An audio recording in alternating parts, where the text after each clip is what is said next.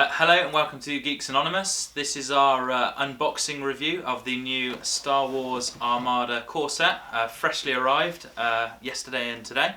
Yeah, we'll go ahead and open it up. It's a game of tactical fleet combat for 2 to 4 players. As with X-Wing, probably going to work best as a 2-player game. Oh, that came off easier than I was expecting it to. Get the new game smell in there. Most important thing when buying a new game is to appreciate the smell. So we've got a little pack here with various bits and pieces. Looks like we've got a couple of books. We've got the rules. And Rich, do you want to maybe start doing one of the... So the first thing to analyse is how much blank spaces there are in the box with FFG, and from immediate impressions it's actually pretty good.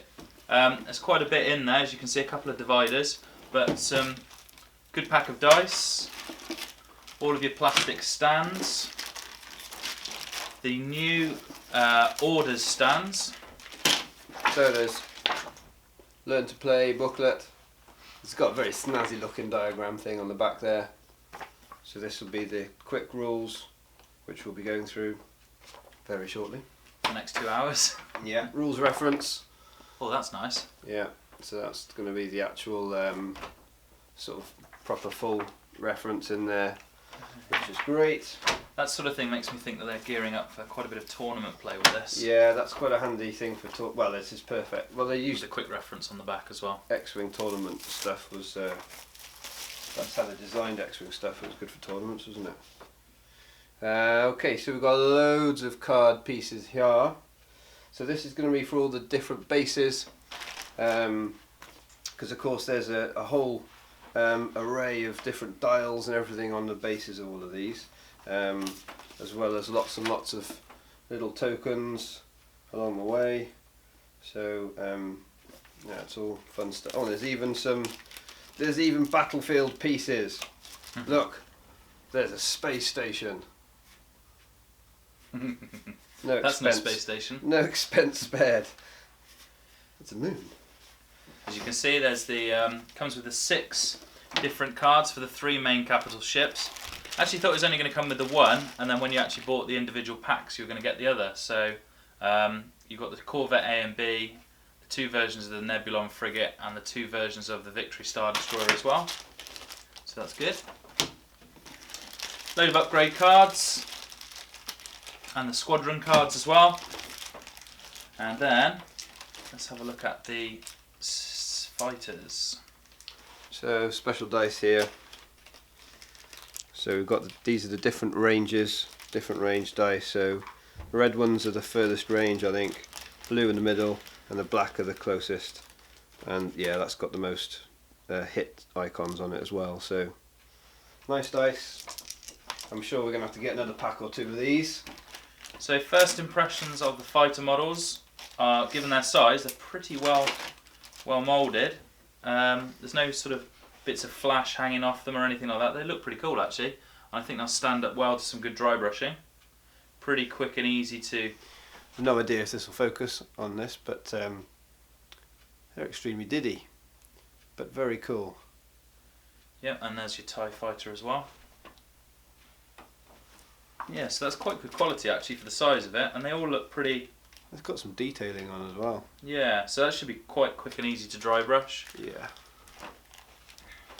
And then finally, the moment. Not quite finally, there's more sorry. cards. So I presume these are the unit cards with all the abilities on. Yeah, they look very similar to the ones from X-Wing.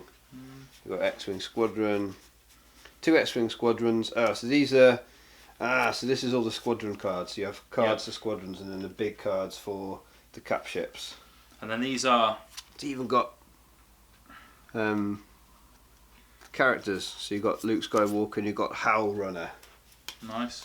These seem to be sort of secret objective cards, something along those lines. Well, I think it's a scenario-driven game. Yeah. So, and then some... I've seen some people moan about the fact that there are scenarios in the game. I always think it makes it fantastic if you can have... A theme. Yeah, totally. I mean, you've got fire lanes, contested outpost, Hyperspace Assault. All sounds great. And you've got some quick cards in here as well. Command, defense tokens, all of that sort of thing. Just to remind you as you're playing. So we've got some reference cards as well, which is very cool. Actually, some manoeuvre tool in here. We're going to have to build the manoeuvre tool. Yeah, I did notice this manoeuvre tool is actually different to the one that they had in the Team Covenant demo that he did at Gen Con.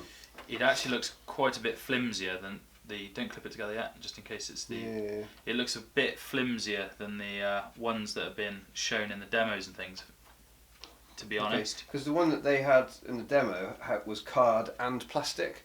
This looks like it's all plastic, so that could be better. Could be worse. I've seen one that looks quite a bit thicker in all the demo pictures and things. Oh really? Yeah, but we'll see when we build it.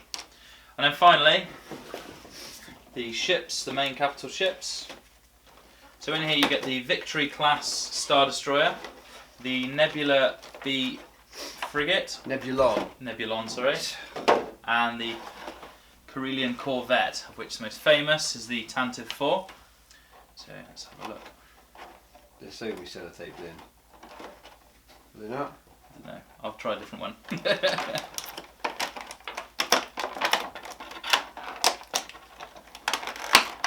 How many beaks does it take to... If you break it, it's your pack.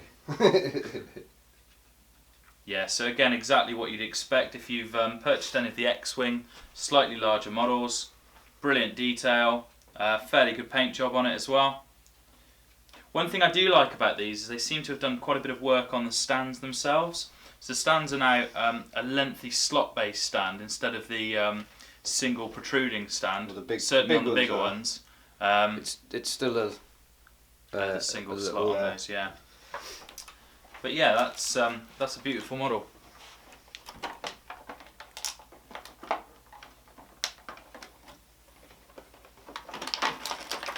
Just call that right there. It is. Cool. That is actually a pretty decent paint job, isn't it?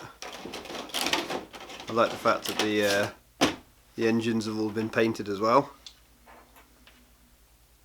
Yeah, it's a pretty cool. Pretty cool model. Do you know, I've never quite realised how much the Nebulon looks like the Event Horizon. Yeah. Wow, it really does, doesn't it? Those of you that have seen... Actually, really, I suppose you should say the Event Horizon looks like the Nebulon B. Yeah, that's true. Redemption. Okay. So there you go. I'd say it's a pretty good box. It's not filled with... There's a couple of dividers in there, but it's not the usual totally full of blank space that you'd normally expect. Now I wonder if these dividers, you can actually push them to one end, which means that it'll block up that... This is what you're paying the money for, isn't it, really? It's big things like this. Yeah, well I think that's going to retail at, that's around 25 quid, and then these two are about 15 quid each. So 55 quid of your box set is going into that. The squadrons, you get 2 full squadron packs, which are again another £15 each. So in terms of value for money, you're getting at least one of these units. Mind you, the squadron packs, they actually have like TIE interceptors, TIE bombers, they've got all the other stuff in there. This is just a very basic set. You want lots of the vanilla ones anyway, so... what have we got here? Compartment fire. Okay. Blinded gunners, so some sort of bunch of... well, they're like sort of status type things, aren't they? Crew panic, life support, comm noise. Wow, really cool. This sounds really good. Shield failure, point defense failure. Again, it's all going to fit in with a very theme narrative game. Oh, check it out. There's pilots. Well, Grand Moff Tarkin. Nice. General Dodonna. So we've even got some characters that you can stick in these ships as well. Leia. Wow, okay. So, looking forward to seeing how they're all going to fit in.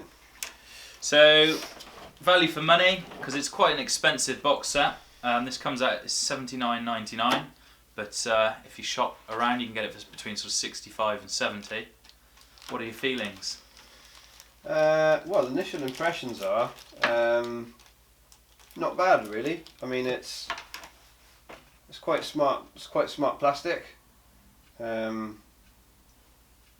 models themselves are lovely, aren't they? They are lovely. They're lovely models. And in terms of what they're priced at on their own, Yeah, it's a good value for money pack. it's a good value box set.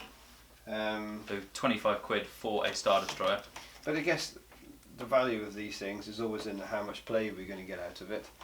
And that will be seen in the next hour or so. And we're about to find out. So yeah, we'll see how that goes. But anyway, anything else you want to say, Rick? No, I think that's it. Obviously, we'll have a few games and then hopefully we'll have a review. Nice one.